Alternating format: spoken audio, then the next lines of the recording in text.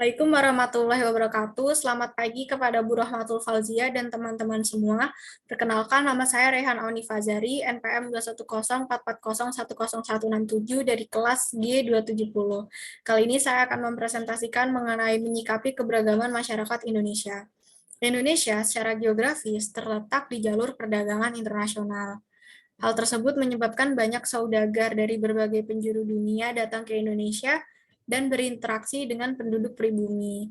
Adanya interaksi dengan penduduk pribumi inilah yang menyebabkan munculnya keanekaragaman yang telah terasimilasi dan telah berakulturasi.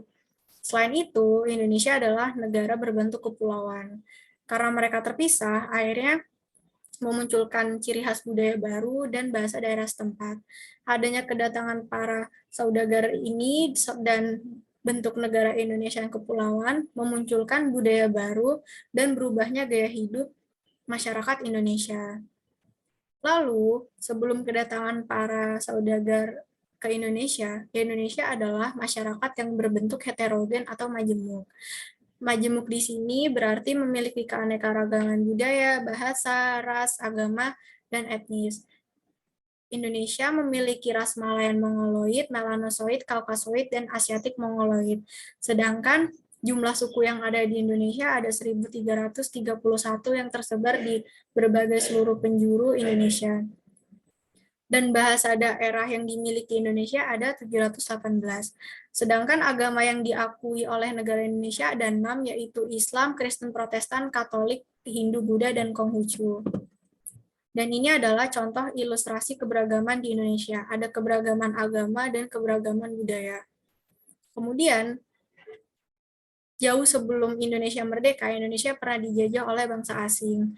Mereka mencoba untuk memecah belah bangsa Indonesia dengan berbagai macam tipu muslihat seperti divide et impera. Tetapi, para pemuda Indonesia bersatu dan membuat Sumpah Pemuda. Pembuatan Sumpah Pemuda inilah yang menyatukan pemuda di seluruh Indonesia dan menyatakan bahwa bahasa Indonesia adalah bahasa persatuan, bertanah air Indonesia, dan berbangsa yang satu, yaitu bangsa Indonesia. Selain itu, juga terdapat pada sila ketiga Pancasila yang berbunyi Persatuan Indonesia. Persatuan Indonesia mewujudkan cita-cita negara untuk bersatu dalam keadaan harmonis tanpa memecah belah kemajemukan yang ada di Indonesia. Selain itu, ideologi negara Indonesia, Pancasila, memiliki semboyan Bhinneka Tunggal Ika yang berarti berbeda-beda tapi tetap satu. Semboyan ini memperlihatkan negara Indonesia yang memiliki keanekaragaman penduduk namun tetap bersatu sebagai bangsa Indonesia. Walaupun Indonesia telah menjaga kedamaian dan toleransinya dengan baik selama ini, tetap saja gesekan muncul di dalam masyarakat. Gesekan yang muncul ini menyebabkan disintegrasi dan perpecahan antar suatu golongan.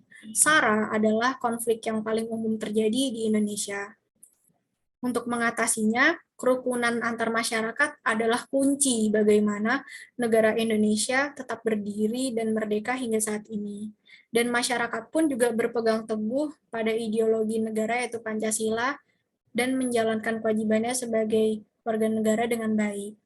Masyarakat yang berbudaya dan berakal budi ini juga perlu disertai pemahaman akan agama. Pemahaman akan agama ini akan meningkatkan keimanan dan ketakwaan dalam menjalani kehidupannya sebagai manusia. Di dalam Islam juga diajarkan untuk menjaga perdamaian dan menjauhi konflik. Dan di Islam juga diajarkan hablum minanas, yaitu untuk menjaga kerukunan antar sesama umat manusia.